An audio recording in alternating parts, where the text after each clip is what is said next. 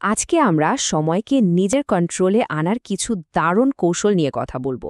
প্রায়ই তো মনে হয়, ইস, দিনটা যদি আরেকটু বড় হতো। কিন্তু কি হবে যদি বলি সমস্যাটা আসলে সময়ের নয়, বরং সময়কে আমরা কিভাবে ব্যবহার করছি তার।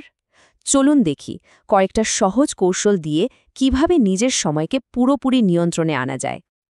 এই কথাটা আমাদের সবার কাছেই খুব চেনা, তাই না? সে স্টুডেন্ট হোক, চাকরিজীবী বা ব্যবসায়ী, যেই হোক না কেন, দিনের শেষে প্রায়ই মনে হয়, আরে আরও একটু সময় পেলে কাজটা শেষ করতে পারতাম। এই অনুভূতিটা এতটাই কমন যে আমরা এটাকে প্রায় সত্যি বলেই ধরে নিই। কিন্তু মজার ব্যাপার হলো, আমাদের সবার জন্যই তো দিনই সেই ২৪ ঘন্টা। তাহলে যারা অনেক সফল, তারা এত কিছু সামলান কিভাবে? কারণটা হলো, তারা জানেন যে আসল খেলাটা সময়ের পরিমাণে নয়, আসল খেলাটা হলো এর সঠিক ব্যবহারে। তাহলে প্রশ্নটা হচ্ছে, যদি সময়ের অভাবটাই আসল সমস্যা না হয়, তাহলে ঠিক কোথায় গড়বড়টা হচ্ছে? এই প্রশ্নের উত্তরটাই কিন্তু আমাদের আজকের আলোচনার মূল ভিত্তি। চলুন উত্তরটা খুঁজে বের করা যাক। তো আমরা চলে এসেছি আমাদের প্রথম পর্বে।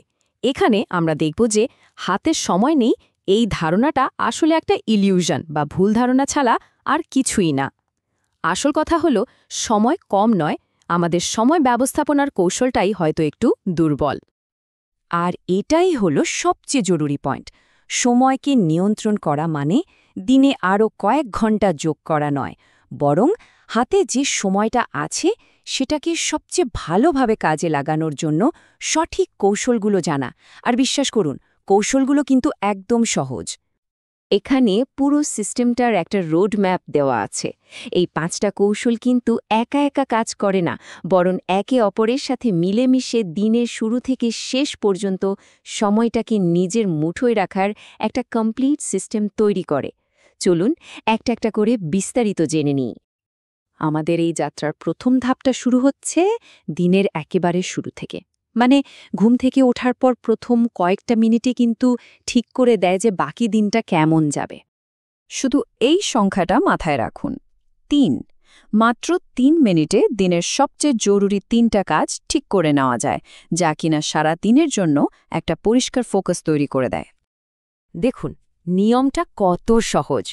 সকালে ঘুম থেকে উঠে ফোন বা সোশ্যাল মিডিয়া চেক করার লোভটা একটু সামলে শুধু ৩টা মিনিট নিজেকে দিন। ভাবুন, কোন ৩টে কাজ আজকে শেষ করতে পারলে মনে হবে দিনটা সফল। সেগুলোকে একটা কাগজে বা নোটপ্যাডে চট করে লিখে ফেলুন। ব্যাস, আপনার দিনের লক্ষ্য একদম স্থির। আচ্ছা, পরিকল্পনা তো হয়ে গেল, এবার তো কাজে নামতে হবে। কিন্তু মনোযোগটা ধরে রেখে কাজগুলো শেষ করবেন কিভাবে? এখানেই আসছে আমাদের দ্বিতীয় কৌশল। আগের কৌশলের মতোই এখানেও একটা সংখ্যা খুব গুরুত্বপূর্ণ, ৩০। এই ৩০ মিনিটের কৌশলটা কিন্তু কাজ করার পদ্ধতিকে পুরোপুরি বদলে দিতে পারে।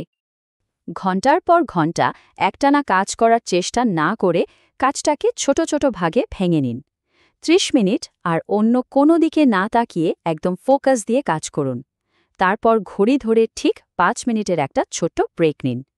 এই পদ্ধতিতে কাজ করলে দেখবেন ক্লান্তিও আসছে না, আবার মনোযোগও একেবারে তুঙ্গে থাকছে। বেশ, পরিকল্পনা ঠিক আছে, কাজও শুরু হলো। কিন্তু তারপরেও অনেক সময় দিনটা কেমন যেন এলোমেলো হয়ে যায়।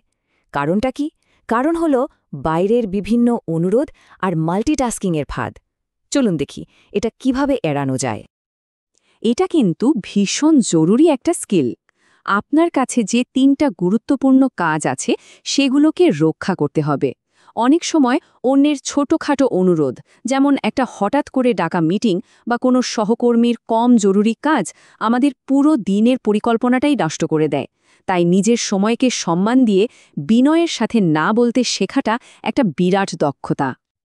আমাদের মধ্যে একটা খুব বড় ভুল ধারণা আছে যে মাল্টিটাস্কিং বা একসাথে অনেকগুলো কাজ করলে বুঝি সময় বাঁচে, কিন্তু রিসার্চ বলছে ঠিক তার উল্টো কথা। এতে ভুল অনেক বেশি হয় আর কোনো কাজই ঠিকমতো শেষ হয় না। তার চেয়ে একবারে একটা কাজে মনোযোগ দিলে কাজটা অনেক দ্রুত এবং নির্ভুলভাবে শেষ হয়। আমরা আমাদের দিনের প্রায় শেষ ভাগে চলে এসেছি। সারাদিন তো গেল, কিন্তু এখান থেকে পরের দিনের জন্য কি শেখা যায়? এখানেই আমাদের শেষ এবং অন্যতম গুরুত্বপূর্ণ কৌশলটা কাজে আসবে। ভাবুন তো, দিনের শেষে মাত্র ২ মিনিট, এই ছোট্ট বিনিয়োগটা আগামীকালের জন্য কিন্তু একটা বিশাল রিটার্ন নিয়ে আসবে। প্রসেসটা কিন্তু একদম সহজ। রাতে ঘুমাতে যাওয়ার আগে শুধু 2 মিনিট ভাবুন আজকের লিস্টের কোন কাজগুলো শেষ হলো, কোনগুলো বাকি থাকলো আর কেনই বা থাকলো। এই ছোট রিভিউটা নিজের কাজের ধরন বুঝতে সাহায্য করবে এবং পরের দিনের প্ল্যানটা আরও বাস্তবসম্মতভাবে করতে পারবেন। মানে এটা একটা কন্টিনিউয়াস ইমপ্রুভমেন্টের লুপ তৈরি করে। আমরা আমাদের আলোচনার একেবারে শেষ পর্বে চলে এসেছি। এতক্ষণ আমরা যে আলাদা আলাদা কৌশল নিয়ে কথা বললাম, সেগুলোকে এবার একসাথে জুড়ে ফেলার পালা, কারণ এগুলো বিচ্ছিন্ন নয়, বরং একটা শক্তিশালী সিস্টেমের অংশ। পুরো ব্যাপারটাকে একটা ছোট্ট চেকলিস্ট হিসেবে ভাবা যেতে পারে। দিনের শুরুতে 3 মিনিটের প্ল্যান, কাজের সময় 30 মিনিটের ফোকাস ব্লক, অপ্রয়োজনীয় কাজে না বলা, একবারে একটা কাজ করা, আর দিন শেষে 2 মিনিটের রিভিউ। এই চেকলিস্টটা মেনে চললেই সময়ের উপর নিয়ন্ত্রণ প্রতিষ্ঠা করা সম্ভব। আর এটাই হলো মূল কথা। আলাদাভাবে দেখলে এগুলোকে হয়তো খুব ছোট ছোট অভ্যাস মনে হতে পারে, কিন্তু যখন এগুলো একসাথে একটা রুটিনের মধ্যে চলে আসে, তখন তার সময় ব্যবস্থাপনার জন্য একটা অসাধারণ শক্তিশালী সিস্টেমে পরিণত হয়।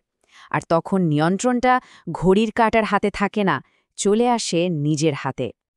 তাই শেষ করার আগে এই প্রশ্নটি রেখে যাচ্ছি। এই কৌশলগুলো জানার পর একবার ভাবুন তো, আগামীকাল থেকে আপনার দিনটি কেমন হতে পারে? সম্ভাবনা কিন্তু সত্যিই অসীম।